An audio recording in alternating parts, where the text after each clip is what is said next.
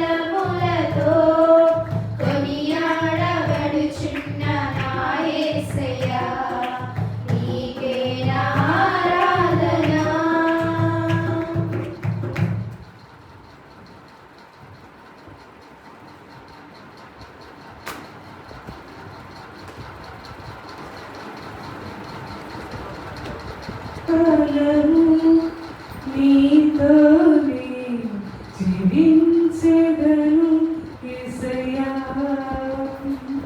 సదాకాలము నీతోనే జీవించెదను యేసయ్యా యేసయ్యా యేసయ్యా యేసయ్యా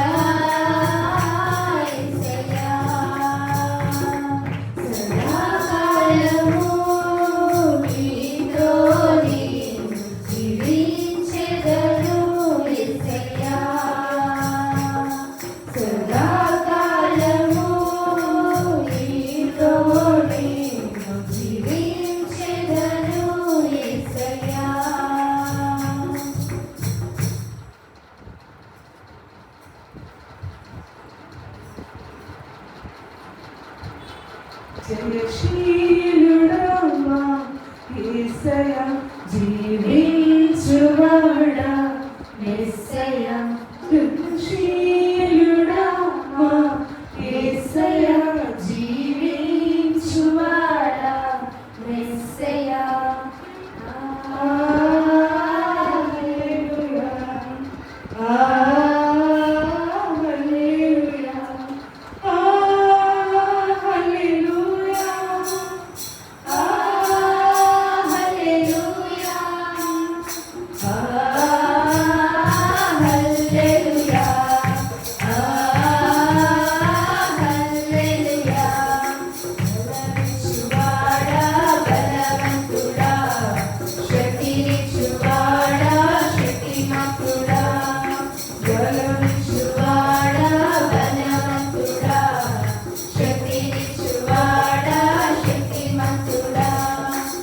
ముక్తినిచ్చువాడా ధనయులకు, ముక్తినిచ్చువాడా మృత్యుంజయుడా, ముక్తినిచ్చువాడా ధనయులకు, ముక్తినిచ్చువాడా మృత్యుంజయుడా, మాకై నరనారాయణునిగా యేసు, మాకై నరనారాయణునిగా.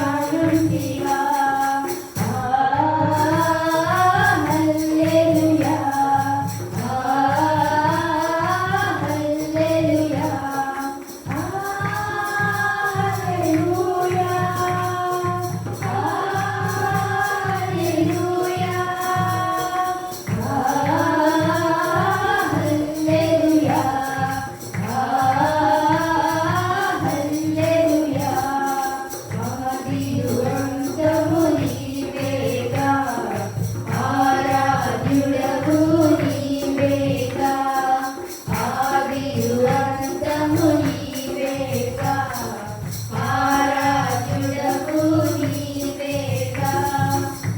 అత్యున్నతుడా అతి ప్రియుడా, అత్యున్నతుడే ఆశ్రయుడా, అత్యున్నతుడా అతి ప్రియుడా, ఆత్మస్వరూపి ఆశ్రయుడా, అనుక్షణము నిన్నే కీర్తింతును యేసు, అనుక్షణము నిన్నే కీర్తింతును. హల్లెలూయా, హల్లెలూయా, హల్లెలూయా,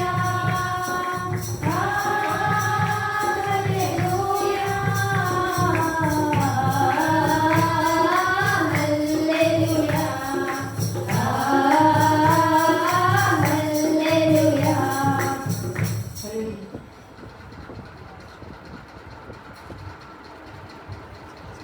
ఆఖరిగా అందరం నుంచొని హల్లెలూయా స్తుతి మహిమ పాడతాం. దేవుడు స్తుతించుకుందాం.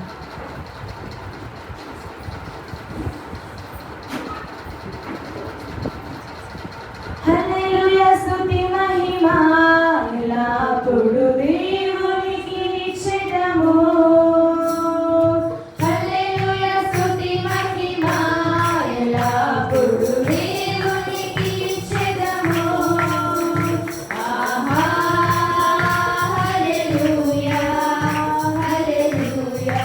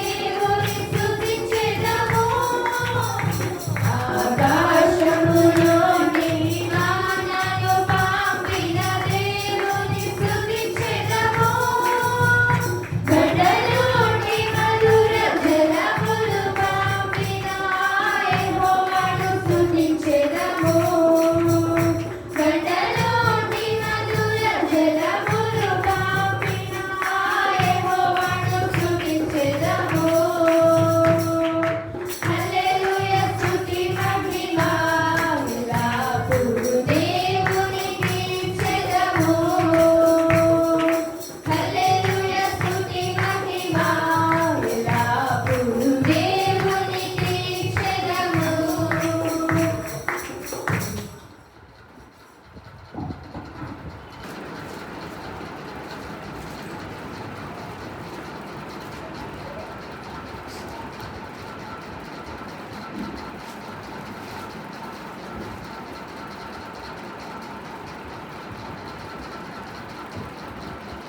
ఆ రీతిగానే నిలబడి ఉన్నట్లయితే ఈ రోజున ఏర్పాటు చేయబడిన కీర్తన భాగము 66వ కీర్తన ఉత్తర ప్రత్యేక రీతిగా చదువుకుందాం. ప్రేరేపించబడిన వారు మొదటి వచనం ముందుకు వచ్చి చదివినట్లయితే సంఘం మంది తర్వాత వచనం ఏకీభవించి చదువుకుందాం. 66వ కీర్తన.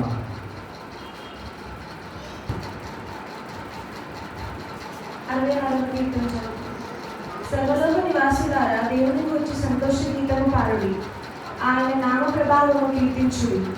ఆయనకు ప్రభావము ఆరోపించి ఆయనకు స్తుతించుడి. ఇలాగూ దేవునికి స్తోత్రము చెల్లించుడి. మీ కార్యములు ఎంతో భీకరమైనవి. మీ బలాతిశయమును బట్టి మీ శత్రువుల్లోకి మీ యొద్దకు వచ్చెదరు.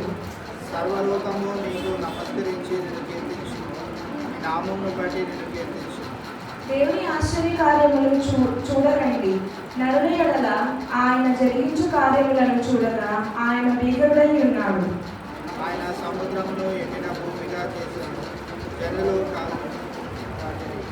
అక్కడ ఆయన యందు మేము సంతోషిస్తుంది. ఆయన తన పరాక్రమము వలన నిత్యము ఏలుచున్నాడు. అన్యజనుల మీద ఆయన తన దృష్టి ఉంచుచున్నాడు. ద్రోహులు తాము హెచ్చించుకొనగలరు.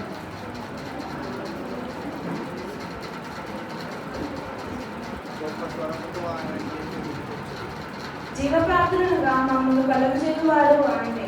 ఆయన మా పాదములు కదలనీయడు. దేవా, నీవు మమ్మను పరిశీలించి ఉన్నావు. వెంటనే నిర్మూలము చేయరీతిగా మమ్మల్ని నిర్మూలము చేసి ఉన్నావు. నీవు బంది గృహంలో మమ్మ ఉంచితివి, మా నడుము మీద గొప్ప భారము పెట్టితివి. నరులు మా నెత్తి మీద ఎక్కినట్లు చేసితివి. మేము నిప్పులను నీళ్ళను పడితివి. ఆయనను నీవు సమృద్ధి గల చోటికి మమ్మల్ని రంపించి ఉన్నావు. దహన బలులను తీసుకొని నేను ఈ మందిరంలోనికి వచ్చెదను. నాకు శ్రమ కలిగినప్పుడు నా పెదవులు పలికిన మొక్కుబడులను, నా నోరు పలికించిన మొక్కుబడులను నేను నీకు చెల్లించుకున్నాను. పొట్టేళ్లను, ధూపమును, కొమ్మున గొర్రెలను తీసుకొని నీకు దహన బలులు అర్పించదను. ఎద్దులను, పోతుమేకలను అర్పించదను. దేవుని యందు భయభక్తులు గలవారులారా, మీరందరూ వచ్చి ఆలకించుడి. ఆయన నా కొరకు చేసిన కార్యములను నేను విని ఆయనను నేను మొరపెట్టి తిని, అప్పుడే నా నోట శ్రేష్టమైన గీతమై ఉన్నది. నా హృదయంలో నేను పాపములు దర్శనం చేసిన యెడల ప్రభువు నా మనవి వినకపోవు. నిశ్చయముగా దేవుడు నా మనవి అంగీకరించి ఉన్నాడు. ఆయన నా విజ్ఞాపన ఆలకించి ఉన్నాడు. దేవుడు నా ప్రార్థనను త్రోసివేయలేదు. నా యొద్ద నుండి తన కృపను తొలగింపలేదు. ఆయన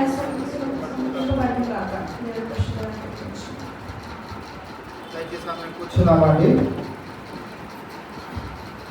చదవబడిన 66వ కీర్తనను మనం ధ్యానించుకుందాం.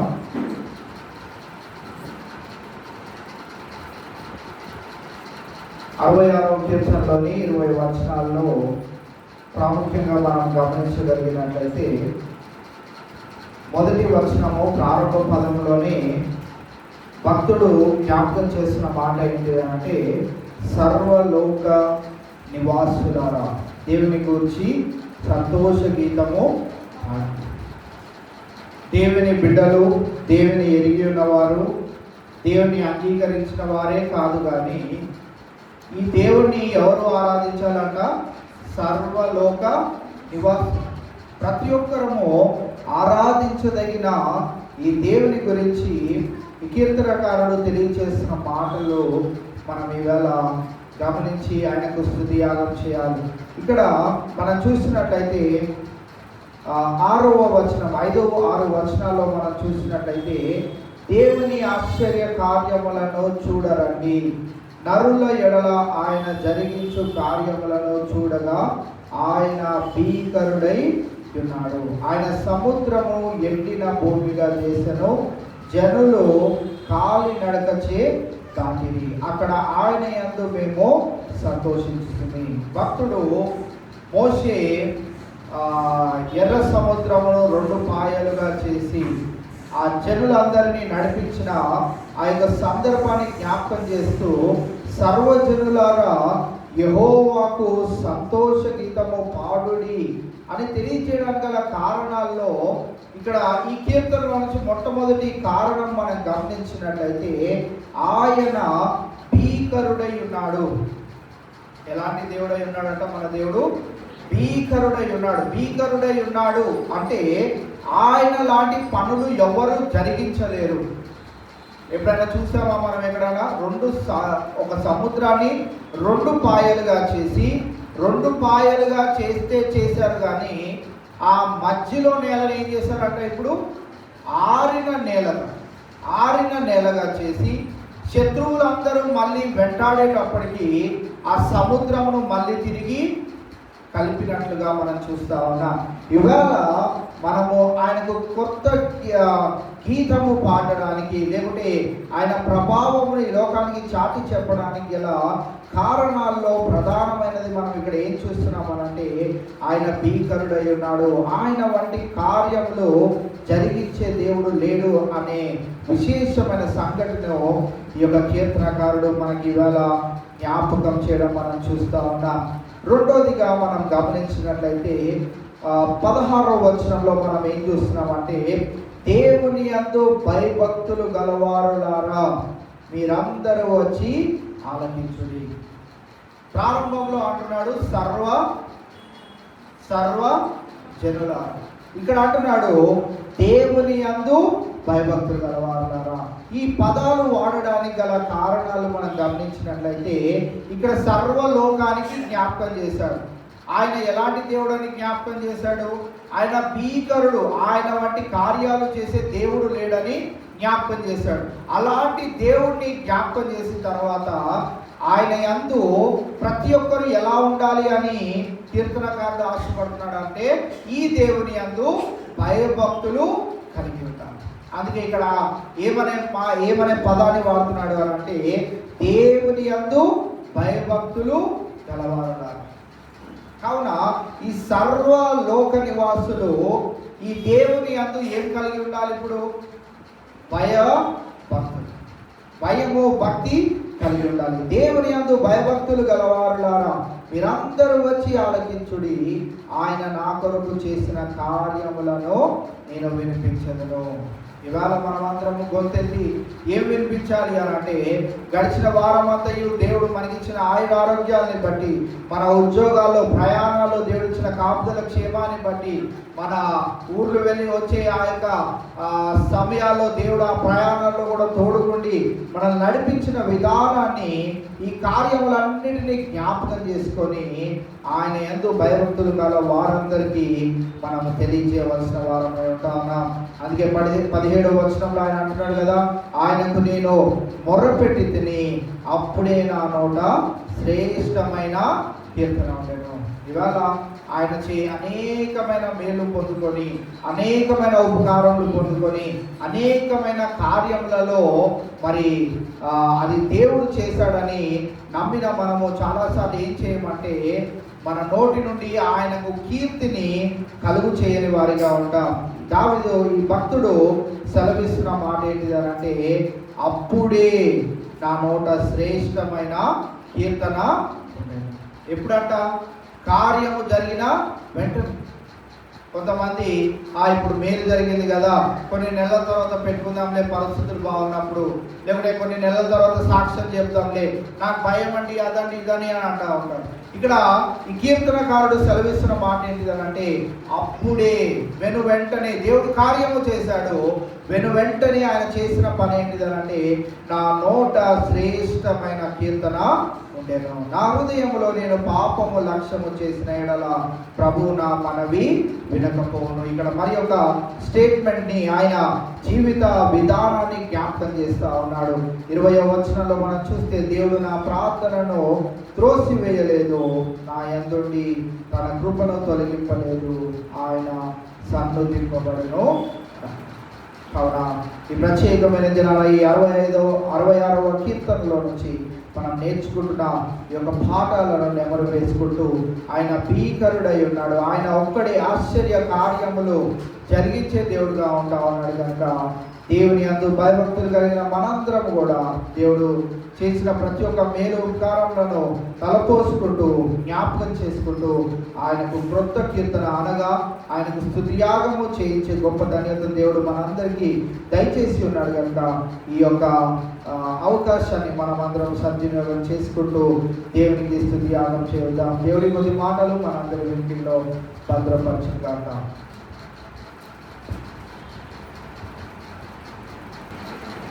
అందరం లేచిన వల్ల కానుకలు అర్పించుకుందాం. మన వాటిలో ఎవరు బిడ్డలు ఉన్నారో వారు ముందుకు వచ్చి ఒక ప్రార్థన పాటించుండగా మనం అందరం కానుకలు సమర్పించుకుందాం.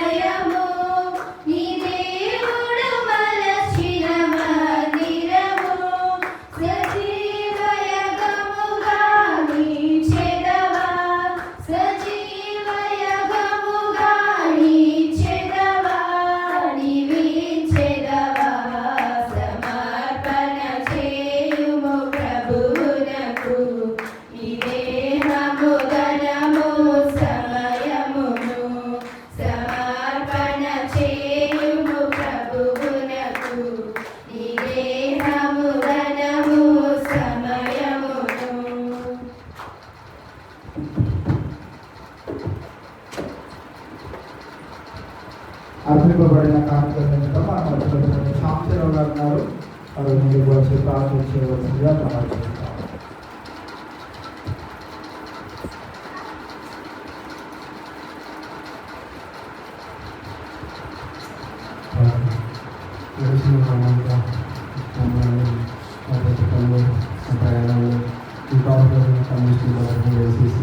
సభ్యులుగా ఉదయకాల సమయంలో ఇప్పటివరకు మేము ఆలోచించిన ప్రతి యాత్రికులను పరమేశ్వరులను ప్రభావ ఏదో ఒక రోజు భూమిని మేము విడిచిపెట్టి వెళ్ళవలసింది ప్రభావ అసలు కుటుంబం నిమిత్తమై ఈ సంఘాన్ని జ్ఞాపకం చేసిన తల్లి ప్రభావ అసలు కావలసిన ఓదలతో ధైర్యంగా దయచేయకండి. మానవులు ఏమేమి చేయడం కానీ సమస్తం నేను మీ చేతుల్లో తండ్రి ప్రభావ నేను ఎవరో వచ్చిన బట్టి సమయాలను ఒకసారి జ్ఞాపకం చేసుకుంటండి. ఇద్దరు బిడ్డలు నైనా చిన్న బిడ్డలైనా నైనా నేను ఏ విధంగా మీరు జరగదు కట్టి పని మీ చేతుల్లో తండ్రి కీర్తన ద్వారా మీతో మాట్లాడలేను ఉత్సాహంతో మీ సన్నిధానంలో మేము జరిగిన ప్రతి అంశాలను మేము సిద్ధిస్తున్నాం. అత్యున్నత ప్రభావ ఇచ్చిన ప్రతి హస్తాన్ని దూరంగా ఆశీర్వాదం చెందండి. ఈ ఆశలు మాతో మాట్లాడవచ్చున్నారని మా హృదయాలను సరిచేయడం ప్రభావ వేదంలో ఉన్న కుటుంబాన్ని కలవసుకోవాలని సమాధానం ఇచ్చిందని ప్రతి మన వయసులో తండ్రి చూస్తున్నామండి.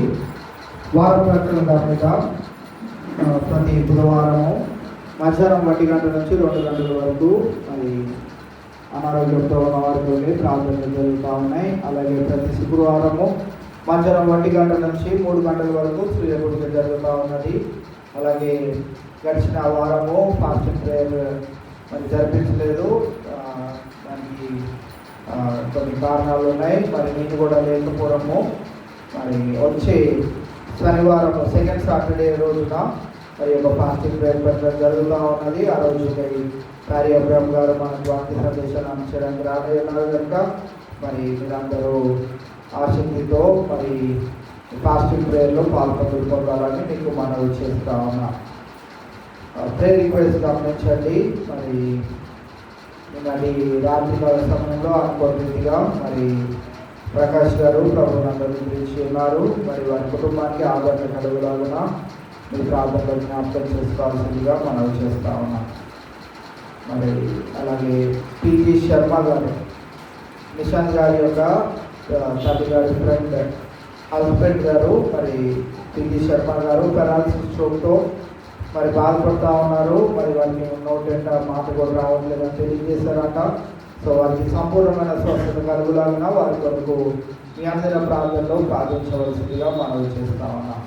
వివాహాల కొరకు ఎదురు చూసిన పిల్లల కొరకు ప్రార్థించండి. ఉద్యోగ ప్రయత్నాలు ఇంక్రిమెంట్స్ కొరకు ప్రమోషన్స్ కొరకు ఎదురు చూసిన పిల్లల కొరకు ప్రార్థించండి.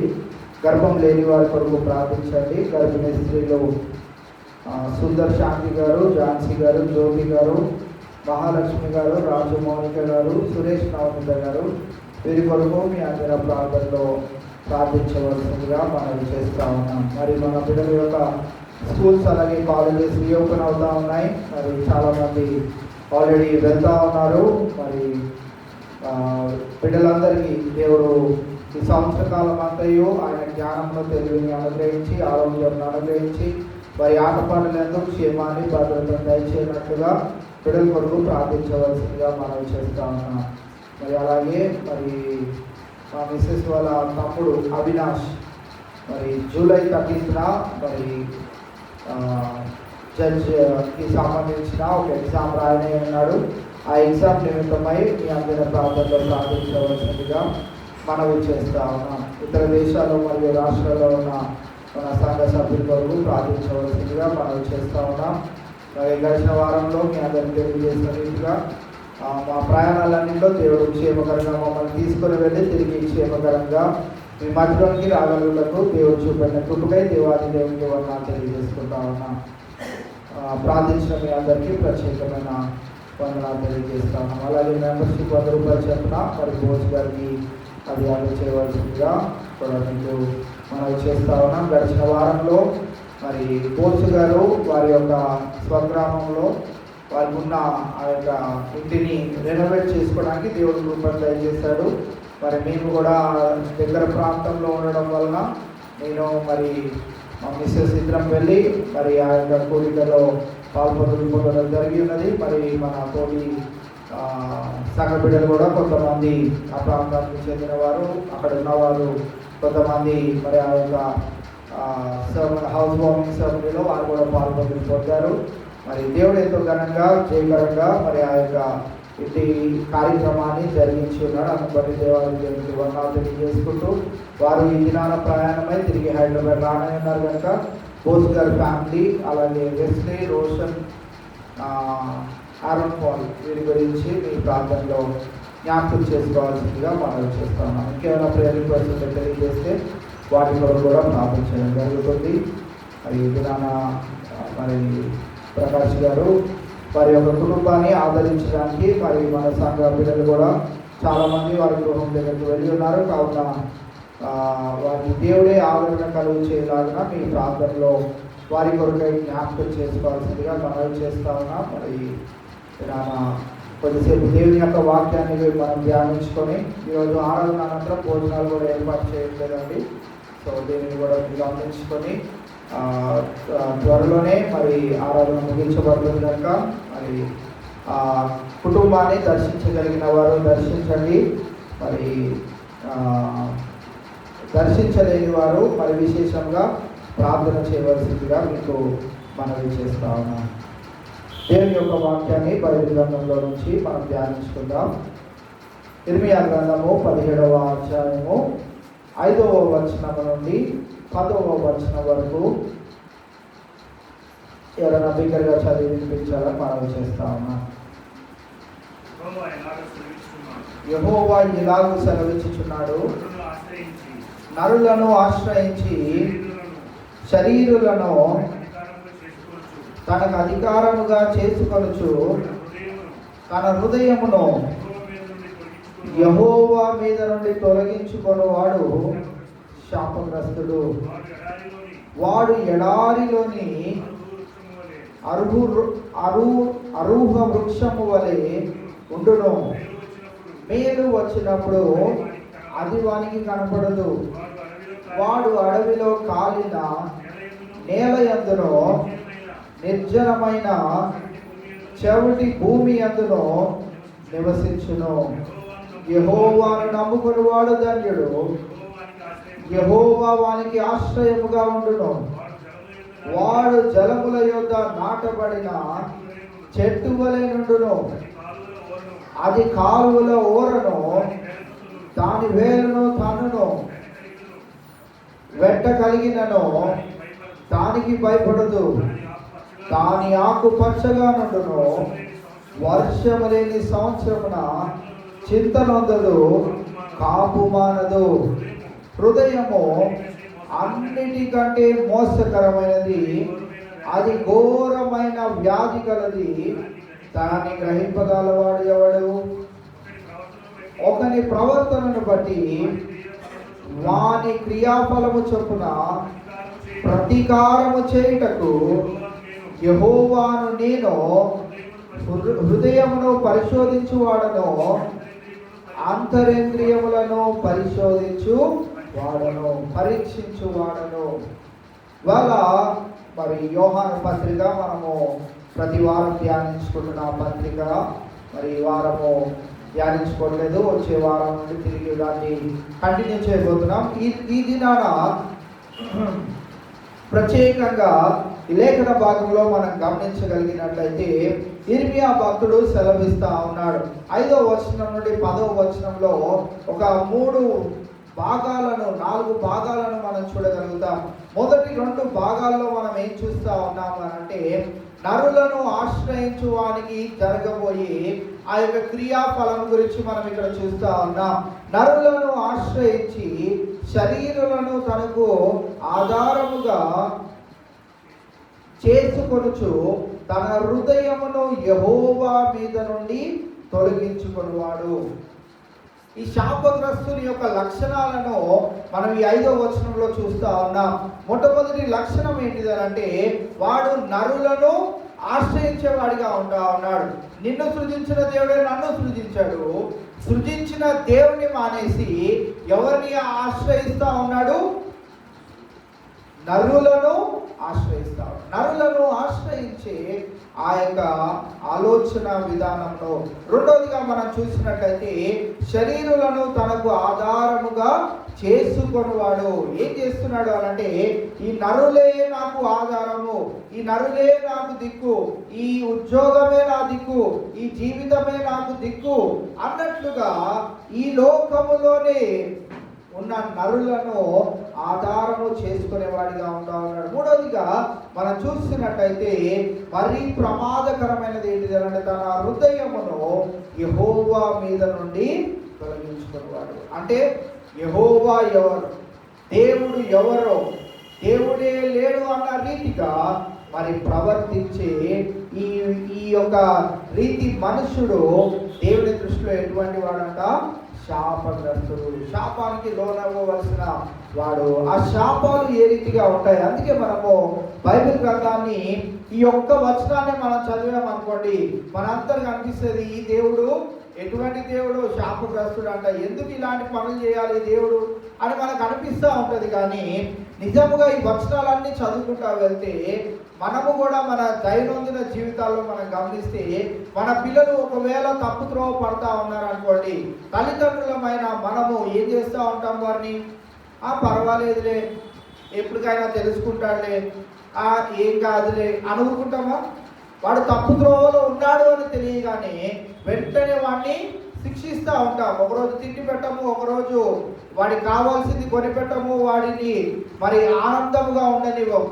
ఎందుకు అని అంటే వాడు మళ్ళీ సరి అయిన త్రోవలోనికి రావాలనే ఆశ. ఇక్కడ మన తండ్రి అయిన దేవుని యొక్క ఆలోచన కూడా అదే. ఎందుకు అని అంటే వాడికి రాబోయే శాపము నుండి వాడు తప్పించుకోలేడు కనుక ఇక్కడ ఆ శాపగ్రస్తుని యొక్క మరి శాపము ఏ రీతిగా ఉంటది అనే విషయాన్ని ఇక్కడ జ్ఞాపకం చేయడం మనం చూస్తా ఉన్నాం. 6వ వచనాన్ని మనం చూస్తే వాడు ఎడారిలోని అహూర వృక్షము వలె ఉండును.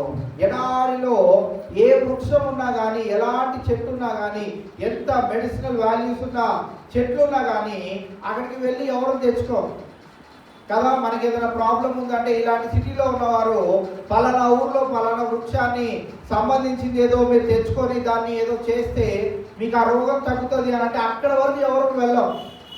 ఇక్కడ ఉన్న పరికరాలను మనం ఉపయోగించుకొని ఆ పరిస్థితుల్లో నుంచి బయటకి వస్తూ ఉంటాం. ఇక్కడ మనం గమనించినట్లయితే ఆ శాపగ్రస్తుని యొక్క జీవితం ఏ రీతిగా ఉంటుంది అని అంటే వాడు ఎడారిలోని అహూర వృక్షము వలె ఉండును. వృక్షమే అది, కానీ దేనికి పనికిరాని వృక్షం. మనం మామూలుగా ఎడారి ప్రాంతాల్లో క్యాక్టస్ అనే వృక్షాన్ని చూస్తూ ఉంటాం. దాని మెడిసినల్ వాల్యూస్ కొన్ని ఉన్నాయి, కానీ అక్కడ వరకు వెళ్ళి ఆ చెట్టుని తెచ్చుకొని ఆ చెట్టు వలన ఒకరికి నీడ రాదు, ఒకరికి ఆశ్రయం లేదు, ఏదీ లేదు. అంత దూరం వెళ్ళి అది తెచ్చుకొని అంత అవసరం లేదు. ఈ శాపగ్రస్తుని యొక్క జీవితం కూడా ఏ రీతిగా ఉంటుంది అని అంటే వాడు ఎడారిలోని అహూర వృక్షము వలె ఉండును. మేలు వచ్చినప్పుడు అది వానికి కనపడదు. చాలాసార్లు మన జీవితాలలో మనం కూడా గమనించినట్లయితే మేలు వచ్చినట్టే ఉంటుంది, కానీ ఆ మేలు ఎప్పటికీ రానట్టే ఉంటుంది. దానికి ప్రధానమైన కారణాన్ని మనం గమనించినట్లయితే సంతృప్తి లేని జీవితాన్ని మనము కలిగి ఉంటాం. అందుకే దేవుడు ఆదిలోనే తన 10 ఆజ్ఞలో ఏమని రాశాడంటే నీ పొరుగు వారిది ఏదైనాను నీవు ఆశించవు. ఆశించినప్పుడు నీ జీవితంలో కలిగేది ఏంటిది అంటే సంతృప్తి. హాయిగా నీకున్న దాంతో నువ్వు జీవించగలుగుతావు. ఇక్కడ ఈ మేలు వచ్చినప్పుడు అది వానికి కనపడదు. వాడు అడవిలో కాలిన నేల యందును నిర్జనమైన చెవిటి భూమి అందులో నివసించును. నిర్జనమైన అనే ఒక పదాన్ని ఇంగ్లీష్ బైబిల్లో ఏం రాశాడంటే సాల్ట్తో కంపేర్ చేశాడు. సాల్ట్తో ఎందుకు కంపేర్ చేశాడు అని అంటే సాల్ట్ ఒకవేళ కూరలో వేసుకుంటే ఎంత రుచికరంగా ఉంటుందో, రుచిగా ఉంది కదా అని ఎక్కువ వేసుకుంటే ఏమవుతుంది చెప్పండి? తినగలుగుతాం ఆ కూర? ఎంత మంచి కూర అయినా కానీ ఉప్పు ఎక్కువ వేసుకుంటే ఎలా అయితే తినలేమో, తక్కువ వేసుకుంటే తినగలుగుతామా? అసలు వేసుకోకపోతే కూడా తినలేదు. ఆ ఉప్పుకి ఆ సారం ఉన్నంత వరకే ఏ రీతిగా అయితే మంచి రుచిని ఇవ్వగలుగుతుందో ఇక్కడ ఈ శాపగ్రస్తుని యొక్క జీవితం ఎలా ఉందంట? నిర్జనమైన చెవిటి భూమి అందులో నివసించును. ఎలాంటి జీవితాన్ని వారు జీవిస్తూ ఉంటారు అని అంటే ఏ రీతిగా కూడా ఫలాన్ని పొందుకునే, ఫలాన్ని అనుభవించే ఆ యొక్క స్థితిలో లేనటువంటి ఒక మనుషుని లేకుంటే ఒక వ్యక్తిని మనం ఇక్కడ చూస్తా ఉన్నాం. ద్వితీయోపదేశకాండం 29వ అధ్యాయము 23వ వచనాన్ని మనం గమనిస్తే అక్కడ సొదొమ గొమొర పట్టణమును గురించి జ్ఞాపకం చేసి అక్కడ కొన్ని మాటలను తెలియజేస్తూ ఉంటాడు. ద్వితీయోపదేశకాండంలో సొదొమ గొమొర యొక్క పట్టణాన్ని దేనితో కంపేర్ చేస్తాడు అని అంటే ఉప్పుతో కంపేర్ చేయడం మనం చూస్తూ ఉంటాం. ఆ వచనాన్ని ఒకసారి చదువుతాం. 29వ అధ్యాయం 23వ వచనం. వారు యెహోవా తన కోపాగ్రము చేత నశింపజేసిన సొదొమ గొమొర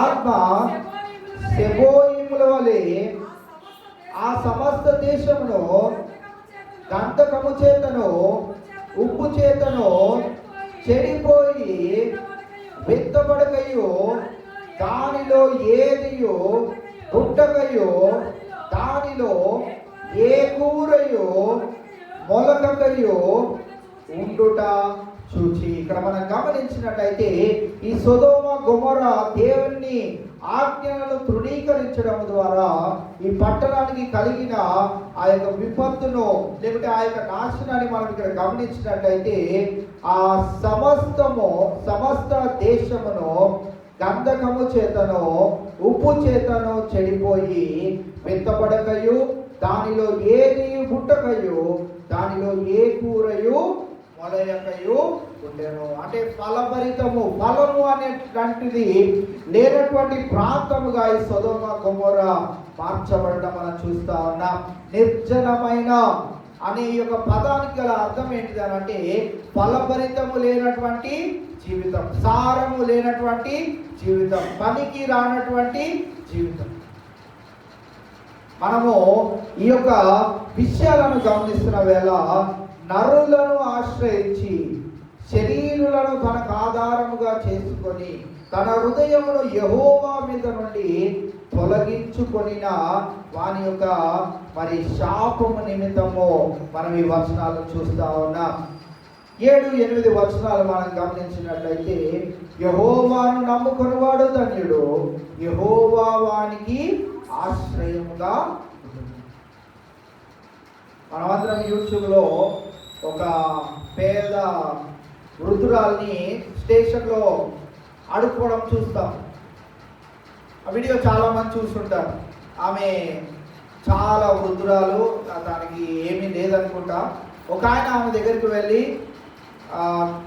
కొన్ని ప్రశ్నలు అడుగుతూ ఉంటాడు. ఆవిడ క్రైస్తవ పాటలు పాడుకుంటూ చేతిలో బైబిల్ పట్టుకొని కూర్చున్నప్పుడు, ఏంటమ్మా నీ దేవుడు నిజమైన దేవుడు అని అంటారు కదా, నీకు ఇలాంటి పరిస్థితి ఇచ్చాడు, చిల్లర అడుక్కుంటున్నావు, తిండి లేక ఇలాంటి పరిస్థితుల్లో ఉంటున్నావు, కూడు గుడ్డ షెల్టర్ ఏమి లేకుండా నీవు ఇలా ఉంటా ఉన్నావు, మరి నీ పరిస్థితి ఇలా ఉండగా మరి ఈ దేవుడిని నమ్ముకోవడానికి ఏంటి, ఎందుకు ఈ దేవుడిని నమ్ముకొని ఉంటున్నావు అని అన్నప్పుడు ఆమె ఇచ్చిన గొప్పదైనటువంటి జవాబు ఏంటిది అని అంటే, నా దేవుడు నాకు ఏమి చేసినా ఏమి చేయకపోయినా ఈ దేవుడే నాకు కావాలి, ఆయనే నాకు ఆశ్రయంగా కావాలి, ఆయనే నాకు కొండగా ఉండాలి, ఆయనే నాకు దుర్గముగా ఉండాలి. ఈ దేవుడిని తప్ప నేను ఏ దేవుడిని కూడా ఆరాధించను. ఏమీ లేని పరిస్థితిలో తన నమ్మకత్వాన్ని ఏ రీతిగా రుజువుపరుస్తుందనే విషయాన్ని మనం చూస్తా ఉన్నాం.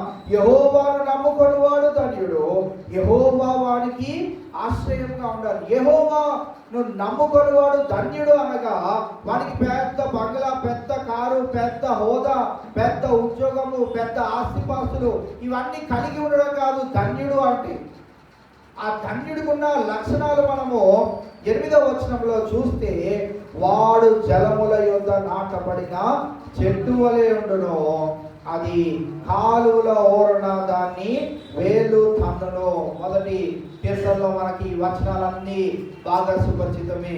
ఆయనను మరి దివారాత్రులు ధ్యానించువాడు ధన్యుడు అని, వారి జీవితం ఎంత ధన్యకరంగా ఉంటుందో అక్కడ మనం చూస్తూ ఉంటాం. ఇక్కడ బాగా మరి అద్భుతంగా రాసిన ఒక మాట ఏంటిది అంటే, వర్షము లేని సంవత్సరమున చింత. ధన్యుడు అంటే ఎలా ఉండాలి మన ఉద్దేశంలో? ధన్యుడు ఎవరు అని అంటాం మనము? చాలా ఉన్నతమైన స్థితిలో ఉన్నవాడు, ఆశీర్వదింపబడ్డాడు, ధన్యుడు, ఎంతో దేవుని మేలు పొందుకున్నాడు అని. ఇక్కడ దేవుని ఉద్దేశంలో ఎవరు ధన్యులు అని అంటే, వర్షము లేని సంవత్సరమున చింత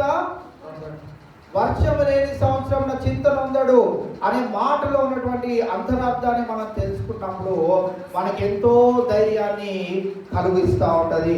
వర్షము లేని సంవత్సరమున చింత నొందదు. పంట లేదు, తినడానికి ఏమీ లేదు, కరువు లాంటి పరిస్థితుల్లో, కరువు లాంటి ప్రదేశంలో మనం ఉన్నప్పటికీ ఈ దినం వరకు దేవుడు నన్ను సజీవ రీతిగా ఉంచాడు అని ఎవరైతే దేవుని యందు ఆనందించగలుగుతారో వారు ఎటువంటి వారంట? వర్షము లేని సంవత్సరమున చింత నొందని వారు. ఆ విధవరాలు ఎవరైతే స్టేషన్లో ఆడుకుంటుందో ఆవిడ ఎలాంటిదంటే ధన్యురాలు. ఏమీ లేనప్పటికీ ఈ దేవుడిని అయితే నేను విడిచిపెట్టను. నాకు నా స్థితిగతులు మార్చకపోయినా, నాకు ఇలానే ఉంచి నన్ను బ్రతికించకపోయినా, ఎలా ఉంచినా పర్వాలేదు, కానీ నేను ఈ దేవుడిని మాత్రం విడిచిపెట్టను. సకల సౌకర్యాలు కలిగిన మనము ఈ దేవుణ్ణి ఎలాగా ఉపయోగపరుచుకుంటున్నాం అనేది చాలా ప్రాముఖ్యమైనది.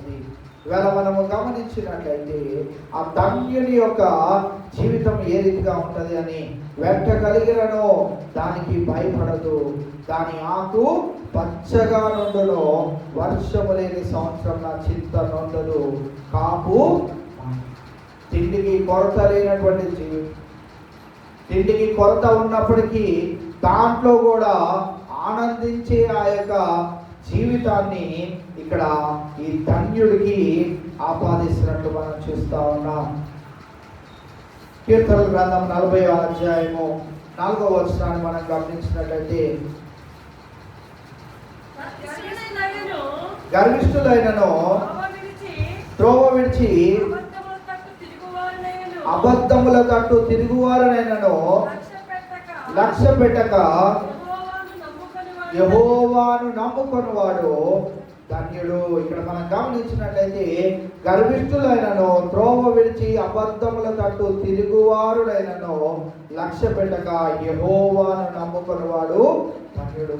నరుల యొక్క ఆలోచన, నరుల యొక్క హృదయంలో ఉన్నటువంటి ఆ అంతరంగంలో ఉన్నటువంటి ఆ యొక్క భావాలను మనము ఎప్పుడైనా తెలుసుకునే ప్రయత్నం చేస్తే చాలా బాధేస్తూ ఉంటుంది. ఉదాహరణకి ఏదైనా కంపెనీలో మనం పనిచేస్తున్నప్పుడు చాలామంది బాస్ని ఆయన ముందు పొగుడుతూ ఉంటారు. ఆయన ఒకసారి పక్కకి వెళ్ళాడు అనుకోండి, తల విగ్గు పెట్టుకున్నాడు, నానా మాటలు అంటూ ఉంటాం. అవి సరదాకే మనం అంటూ ఉండవచ్చు, కానీ మనము గమనించినట్లయితే మరి ఆయనకి ఇవ్వవలసిన ఆ యొక్క మర్యాద ఎల్లవేళలా మనం ఇవ్వాలి. ఆయన మన జీవనోపాధిగా ఉంటా ఉన్నాడు, మన జీవనాధారముగా ఉంటా ఉన్నాడు. ఆయన యందు మనకి ఆశ లేదు, నరులను ఆశ్రయించడం లేదు, కానీ దేవుని ఉన్నతమైన కృపను బట్టి, దేవుడు మనకి ఇచ్చిన ఉద్యోగాన్ని బట్టి మనము దాని యందు సంతోషిస్తా ఉన్నాం. దేవుడే నాకు ఈ ఉద్యోగం ఇచ్చాడని, దేవుడే నన్ను ఆ ఉద్యోగంలో స్థిరపరిచాడని మనం ఆనందిస్తా ఉన్నాం.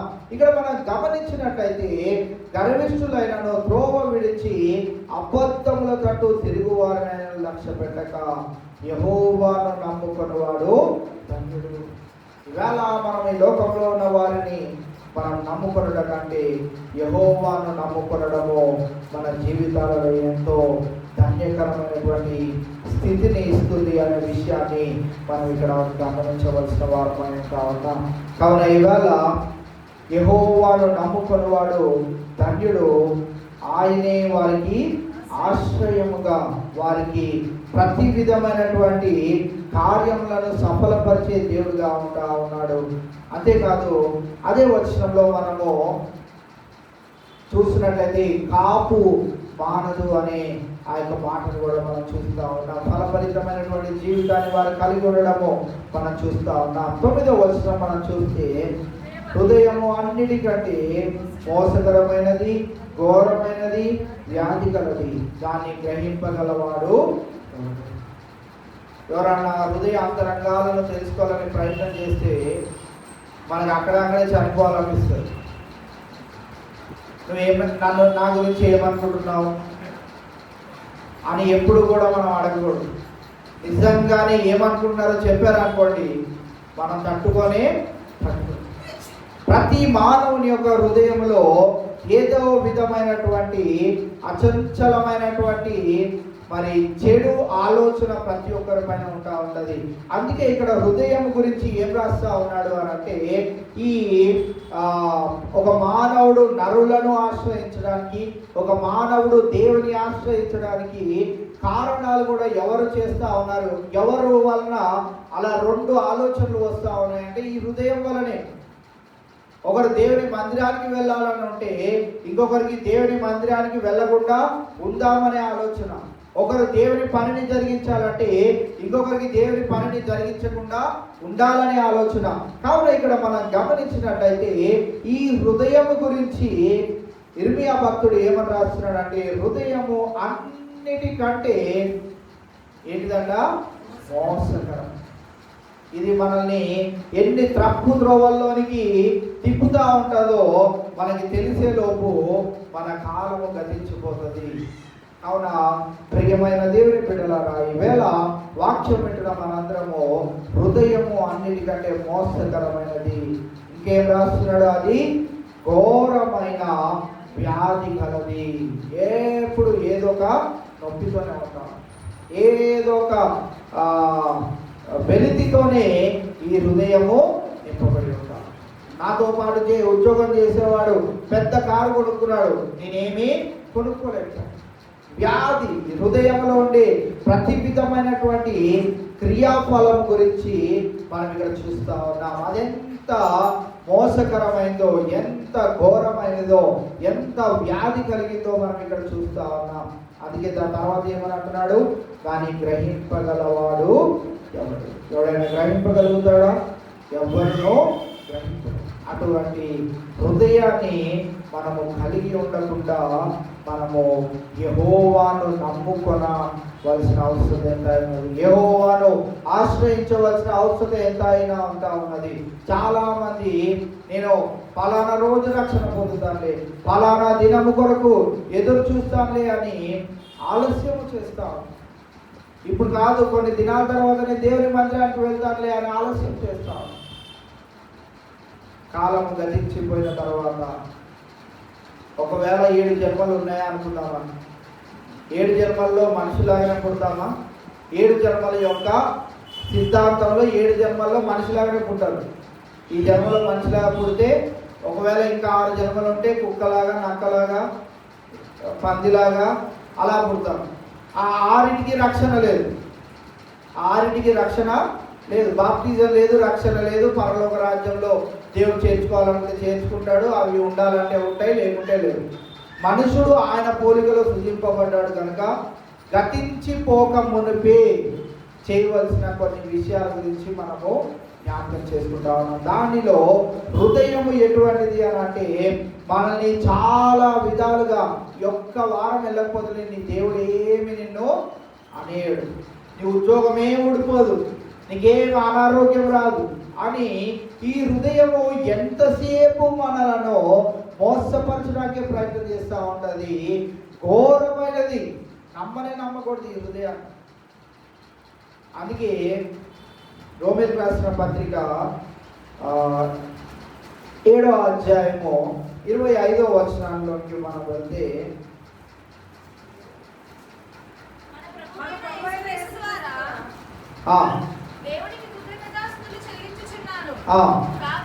కాగా మనస్సు విషయములో నేను దైవ నియమమునకును, శరీర విషయములో పాప నియమమునకును దాసుడనై ఉన్నాను. ఇక్కడ మనం గమనించినట్లయితే మనస్సు ఏం చేస్తూ ఉన్నదంటే ఎప్పుడు దైవ నియమం.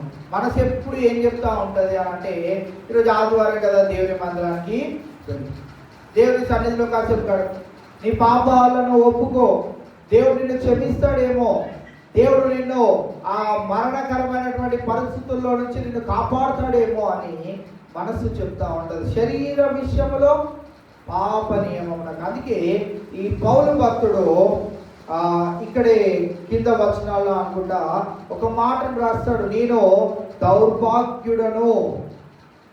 ఎవరైనా మాట అంటే మనం తట్టుకోగలుగుతామా? నేను దౌర్భాగ్యుడను.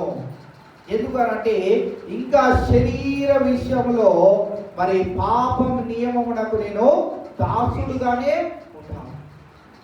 అన్ని సంఘాలను కట్టి అంతమంది సేవకులను తయారు చేసి అన్ని ప్రాంతాల్లో యేసుక్రీస్తు ప్రభువారి సువార్తను ప్రకటన చేసిన ఈ పౌలు భక్తుడు అంటున్న మాట ఏంటిది అంటే, నేను దౌర్భాగ్యుడను, నా మనసేమో దైవ నియమము దేవుని పని జరిగించాలని, నా శరీరమేమో పాపము చేయాలని. ఇలాగ ఈ రెండింటికి నేను దాసుడుగా ఉంటా ఉన్నాను అనే విషయము అంత గొప్ప దైవజనుడు అయినటువంటి పౌలు భక్తుడే సెలవిస్తా ఉంటే మన జీవితాలను ఒకసారి మనము ప్రశ్నించుకోవాల్సిన వారమై ఉంటా ఉన్నాం. అందుకే ఈ శరీరాన్ని మనం ఎప్పుడు ఏం చేస్తూ ఉండాలి తెలుసా? ఈ శరీరాన్ని మనం ఎలా చూస్తూ ఉండాలి తెలుసా? ఒక శత్రువుగా చూస్తాం. శత్రువు మన ఎదురు పడ్డాడు అనుకోండి, ఏం చేస్తాం మనము? నీ గురించి ఎదురు చూస్తున్నాడు, రా వెళ్ళి బిర్యానీ తిందామంటామా? కనిపించగానే ఏది దొరికితే దాంతో చితక్కొట్టాలని ఆలోచన చేస్తాం. ఈ శరీరాన్ని కూడా నీవు ప్రేమించకుండా దీన్ని శత్రువుగా భావించినప్పుడు నువ్వేం చేస్తూ ఉంటావు అని అంటే, నీ కుటుంబ వ్యవస్థలో ఏదైనా కలహాలు వచ్చినప్పుడు మోకాలుని ప్రార్థించేస్తావు, తగాదాలకు వెళ్ళవు. నీ భర్త ఒక మాట అంటే నీవు ఇంకా 2 మాటలు అనడం, ఆయన 3 మాటలు అంటే నువ్వు 10 మాటలు అనడం. అది శరీర విషయంలో పాప నియమనమునకు మనం దాసులము. మనసేం చెప్తా ఉంటుంది అని అంటే, ఆ సమయంలోనే మనసేం చెప్తా ఉంటుంది అని అంటే, నీవు క్రైస్తవుడవు, దేవుని బిడ్డవు, నీవు దేవుని మందిరానికి వెళ్తావు కనుక నీవు ప్రార్థన చెయ్యి, పోట్లాడవద్దు, మౌనముగా ఉండు అని కొన్ని విషయాలు చెప్పినప్పటికీ మనము శరీర విషయమై పాపం నియమమునకు దాసులమై దాసోహము చేస్తూ ఉంటాం. కావున ఈవేళ ఈ శరీరాన్ని మనం ఎలాగ భావించాలంటే, దీన్ని శత్రువుగా భావించాలి.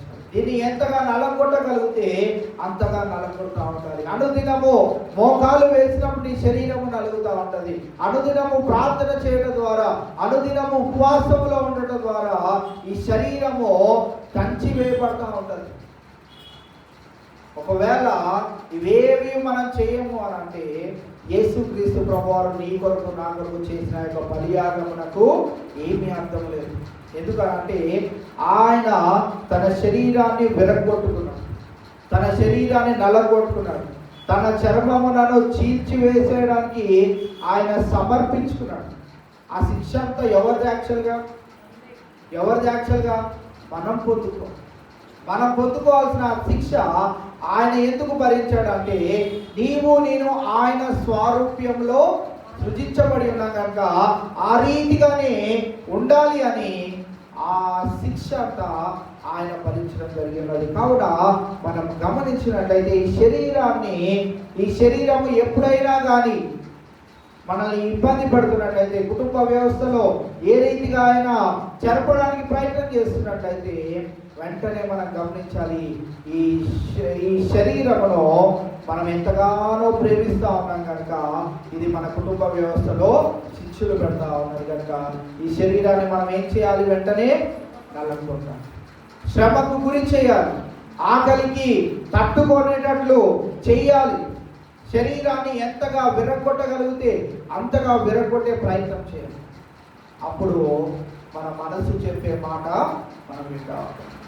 మీలో ఎవరైనా మోకాలు నుండి ఎంతసేపు కావాలంటే అంతసేపు ఫోన్ చూడమంటే చూడగలుగుతారా? మామూలుగా మనము ప్రార్థన చేసేటప్పుడు మోకాలు వేస్తాము, ఫోన్ చూసేటప్పుడు ఎలా చూస్తాము? హాయిగా మంచం పైన రిలాక్స్ అయ్యో, సోఫాలో రిలాక్స్ అయ్యో, మంచి కుర్చీలో రిలాక్స్ అయ్యో అలా ఉండి ప్రార్థన చేయలేము. ఈ మోకాలుని ఎంత మంచి సినిమా చూడమన్నా కానీ మోకాలు నుండి సినిమా చూడటం ఏంటండి? ఆ సినిమా కూడా చూడబుద్ధి కాదు. అలా మన శరీరాన్ని మనం నలగొట్టే కొలది మన మనసు మన హృదయము ఆయనతో పాటు కేంద్రీకరించబడతా ఉంటాయి.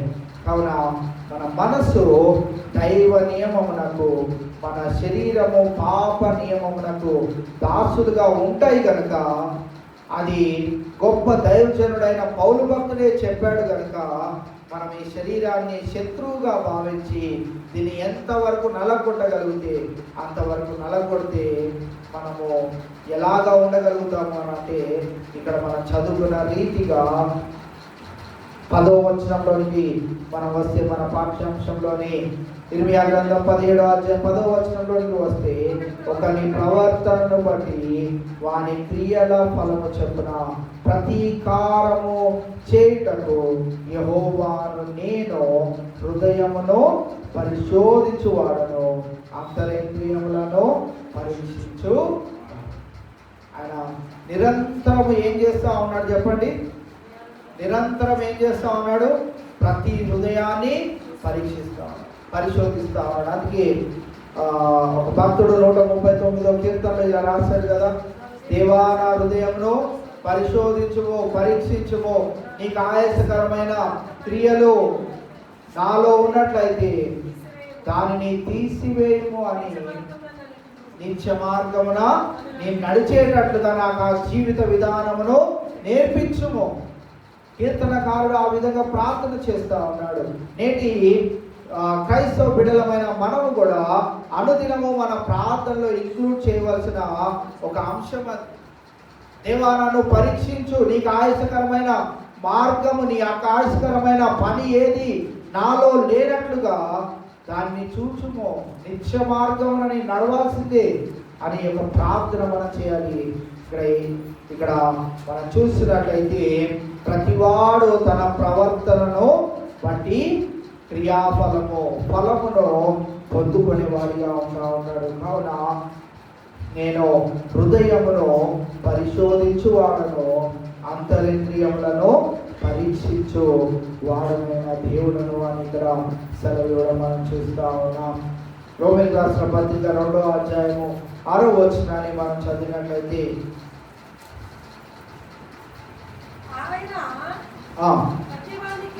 ప్రతివానికి వాని క్రియల చొప్పున ప్రతిఫలం ఇచ్చును. ఆయన ప్రతివానికి వాని క్రియల చొప్పున ప్రతిఫలం ఇచ్చును. ఎవరైతే మనుషుల పైన ఆధారపడతారో వారు దానికి తగిన ప్రతిఫలాన్ని పొందుకుంటారు. ఎవరైతే యెహోవా యందు నమ్మిక ఇచ్చుతారో వారు దానికి తగిన ప్రతిఫలంనే పొందుకుంటారు. కావున ఈవేళ సమయం ఉండగా, అవకాశం ఉండగా, ఇంకా సజీవ రీతిలో మనం ఉండగా, ఇంకా బెడ్ పైన పడే పరిస్థితులు మన దరికి చేరక మునిపే ఎంతవరకు దేవునికి దగ్గరగా చేరగలుగుతామో అంతగా దేవునికి దగ్గరగా చేరే అవకాశమును సద్వినియోగం చేసుకుంటూ జీవించవలసిన అవసరం ఎంతైనా ఉన్నది. ఒక్కసారి సమయం గతించిందా, ఒక్కసారి మనం కన్ను మూసామా, ఎంత బతిమిలాడుకున్నా ఇంకొక అవకాశము లేనే. నా పిల్లలతో ఒకసారి మాట్లాడొస్తాను, నా భార్యతో ఒకసారి మాట్లాడొస్తాను, నా తల్లిదండ్రులను పలకరిస్తాను, నా బంధువులందరినీ కలుస్తాను, నా స్నేహితులందరినీ కలుస్తాను అని అంటే అవకాశం ఉండగానే, సమయం ఉండగానే అన్ని విధాలుగా మనం సిద్ధపాటు కలిగి ఆయన రాకడ కొరకై మనమందరము ఫలభరితమైనటువంటి జీవితము జీవించున్నట్లుగా ఆయన అందే నమ్మిక ఉంచి ఈ లోకములో దేనినైనాను మనం ఆశ్రయించే వారిగా ఉండకుండా యెహోవాని ఆశ్రయించేవారుగా, యెహోవా పైన నమ్మిక ఇచ్చేవారుగా మనము ఉండగలిగినట్లయితే ఆ ఆనందము, ఆ సంతోషము అది ఎల్లకాలము ఉండేది కనుక, నిత్య మార్గంలో అది మనల్ని నడిపిస్తుంది కనుక, ఆ రీతిగా దేవుడు మన హృదయములను పరీక్షించి పరిశోధించి ఆయనకు ఆయాసకరమైన పనులేవి మన హృదయంలో కానీ, మన తలంపుల్లో కానీ, మన మదిలో కానీ లేనట్లుగా మనం చూసుకునే కదా నిత్య మార్గమున ఆయన మనల్ని నడిపిస్తాడు కనుక, ఇది నా వాక్యమైన మనమందరము ఆ రీతిగా దేవుడు మనకి ఇంకా సజీవ తరుణాన్ని ఇస్తున్న వేళ ఈ రీతి జీవితాన్ని ఇంకా మెరుగుపరుచుకుంటూ ఆయనకి ఇష్టమైన, ఆయనకు సంతోషకరమైనటువంటి జీవితముగా ఈ జీవితాన్ని మలుచుకొని ముందుకు కొనసాగినట్లు పరిశుద్ధాత్మ దేవుడు ఈ దినాల వాక్యం మీద మనందరికీ సహాయము దయచేయగలట. దేవుడి కొద్ది మాటలు మనందరి వీటిలో భద్రపరచుగాక. చివరి ప్రార్థన ఆశీర్వాదంతో కూడికను మనం ముగించుకుందాం. దయచేసి కళ్ళు వంచుదాం, మోకరిద్దాం, ప్రార్థన చేసుకుందాం. మమ్మల్ని అతి మిగిలిగా ప్రేమించిన మా యేసు రాజా, మీ ఘనమైన, శ్రేష్టమైన, ఉన్నతమైన నామమునకి వందనాలు స్తోత్రం దేవా. నేటి ఉదయకాల సమయంలో నీ మందిరంలో చేరి ఈ రీతిగా మిమ్మల్ని ఆరాధించుకోవడానికి మీరు చూపెట్టిన ఈ కృపకై మీకే వందనాలు స్తోత్రం ప్రభావ. మా అందరికి ఇచ్చిన ఈ సజీవ తరుణాన్ని బట్టి మీకే వందనాలు స్తోత్రం ప్రభావ. మేము గొప్పవారం కాదు, నీతిమంతులం కాదు, అయినప్పటికీ నీ మహాకృపను బట్టి ప్రభావ మమ్మల్ని జ్ఞాపకం చేసుకొని ఈ సజీవ తరుణాన్ని మీరు మాకు అనుగ్రహించిన విధానాన్ని బట్టి నీకే వందనాలు స్తోత్రం ప్రభా. ఈ అవకాశాన్ని మేము సద్వినియోగం చేసుకోగలుగుటకు చూపెట్టిన కృపను బట్టి మీకే వందనాలు స్తోత్రం ప్రభా. మా ప్రియుడు ప్రకాష్ గారు ప్రభా, నీ అందరూ నిద్రించి ఉన్నారు. వారు జీవించిన కాలం అంతటిలో ప్రభా వారి కుటుంబాన్ని ఎంతగానో ప్రేమించి వారి బిడ్డలను ఎంతగానో ప్రేమించగలుగుటకు నువ్వు చూపెట్టిన కృపను బట్టి నీకే వందనాలు స్తోత్రం ప్రభా. వారు మా మధ్యలో లేనప్పటికీ ప్రభా వారి కుటుంబానికి ఆదరణకర్తవై ప్రభా వారి కుటుంబానికి సకల సమృద్ధిని దయచేసే దేవుడుగా ఉంటూ ప్రభా వారి అవసరాలన్నింటినీ తీర్చి తృప్తిపరిచే దేవుడుగా ఉంటూ ప్రభా నీవే వారిని బలపరిచి, నీవే వారిని ధైర్యపరిచి ముందుకు నడిపించిన దేవా నీకే వందనాలు స్తోత్రం ప్రభా. వీళ్ళకు మంచి భవిష్యత్తును దయచేయండి. ఏ రీతిగానో ప్రభా వారు ధైర్యం కోల్పోయే వారిగా ఉండకుండా ప్రభా వారిని బలపరచమని ప్రార్థన చేస్తా ఉన్నాను దేవా. ఈ యొక్క ఆరాధనను మేము ముగించుకోవడానికి ప్రభా నువ్వు చూపెట్టిన కృపను బట్టి మీకే వందనాలు స్తోత్రం ప్రభా. తిరిగి మేమందరము ప్రభా మరి ప్రకాష్ గారి గృహానికి వెళ్ళినట్టుగా మీ తండ్రిని మాకు తోడుగా ఉంచండి. జరగవలసిన ప్రతి ఒక్క కార్యక్రమము నీ నామం మహిమాతమై జరుగునట్లుగా మీ సహాయం అనుగ్రహించండి. ప్రతి ఒక్క ప్రయాణాల్లో మీరు తోడుగుండండి, సహాయం అనుగ్రహించండి. వారి బంధువులు ఎవరైనా రావాల్సి ఉన్నట్లయితే వారందరినీ కూడా సకాలంలో క్షేమకరంగా నడిపించిన దేవా మీకే వందనాలు స్తోత్రం ప్రభా. ఇంకా తిరిగి మేము మా గృహాలకు వెళ్ళి పర్యంతం ఈ వృక్షాక మమ్మల్ని భద్రపరచుకోండి. వారి కార్యక్రమాలన్నింటినీ మహిమాతమై జరిపించినట్లు మీ సహాయం అనుగ్రహించండి. శనివారం జరిగే ఉపవాస ప్రార్థనలో కూడా మీరే తోడుగుండి సహాయం అనుగ్రహించండి. నీకు మహిమార్థముగా జరిగినట్లు మీ సహాయం అనుగ్రహించండి. మరి చంటి బిడ్డల నుంచి చదువుకున్న బిడ్డలందరూ ప్రభావ వారి యొక్క స్కూల్స్ అలాగే కాలేజెస్ రీఓపెన్ అవుతూ ఉండగా ప్రభావ వారికి కూడా కావాల్సిన జ్ఞానమును, తెలివిని, వివేచనను, మరి ఆటపాటలు ఎందుకు కావాల్సిన తోడు కాపుదల, క్షేమాన్ని, భద్రతను దయచేయమని ప్రార్థన చేస్తా ఉన్నాను దేవా. ఎవరైతే అనారోగ్య పరిస్థితిలో ఉండి నీ మందిరానికి రాలేకపోయి ఉన్నారో ప్రభా కుటుంబాలు కూడా మీరు దర్శించి వారికి ప్రభా మంచి ఆరోగ్యం దయచేసి నీ మందిరానికి రాగలుగుటకు నీ కృప దయచేయమని ప్రార్థన చేస్తా ఉన్నాను దేవా. ఈ రీతిగా నీ మందిరానికి చేరవలసిన నీ బిడ్డలందరితో ప్రభా ఇది నానా ఈ రీతిగా ఆరాధన జరిపించుకోవడానికి నువ్వు చూపెట్టిన మహాకృపకై మీకే లెక్కలేని బట్టి వందనాలు స్తోత్రం తెలియజేసుకుంటూ మేము తిరిగి కలుసుకునే పర్యంతం నీ కృపచాట మమ్మల్ని అందరినీ భద్రపరచుకొని కాచి కాపాడి సంరక్షించి నీ దీవెనాశీర్వాదంతో ప్రతి ఒక్క కుటుంబాన్ని తృప్తిపరిచి మీరే మహిమగంత ప్రభావం చెల్లించుకోమని ఈ ప్రార్థన ప్రభు యేసు నామములో అడిగి వేడుకుంటున్నాం మా తండ్రి. మన పరమ తండ్రి అయిన దేవుని యొక్క ప్రేమ, కుమారుడైన యేసుక్రీస్తు వారి యొక్క కృప, పరిశుద్ధాత్మ యొక్క నిత్య అన్యోన్య సహవాసము చేరిన సకల పరిశుద్ధులకు సదాకాలము తోడైంది నడిపించును గాక. ఆశీర్వాదం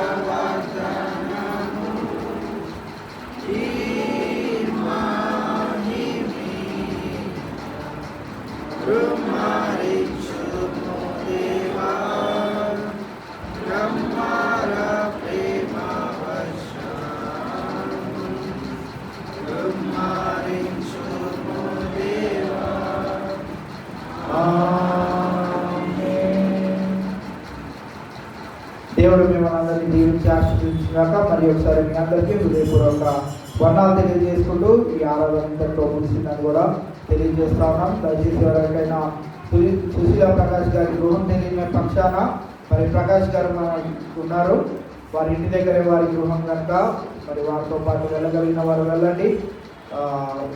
2 వీలర్స్లోనే వెళ్తే బెటర్ అని ఆలోచన, ఎందుకంటే అక్కడ సందులు చిన్నగా ఉంటాయి, కార్ పెట్టడానికి ఉండదు కనుక.